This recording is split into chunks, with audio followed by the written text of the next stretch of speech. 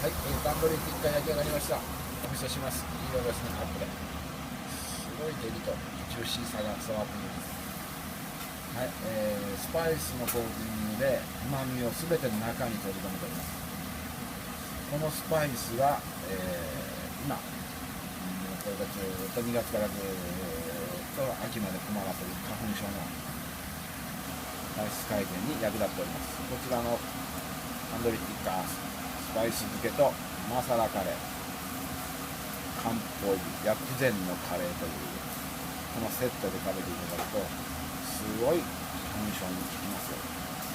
まあまあ人それぞれありますけども、ぜひとも試してみる価値はあると思います。お悩みの方、ぜひとも注文ください。タンドリーティッカが4つで700円です。鼻がスーッと抜けるいい感じです。お待ちしてます。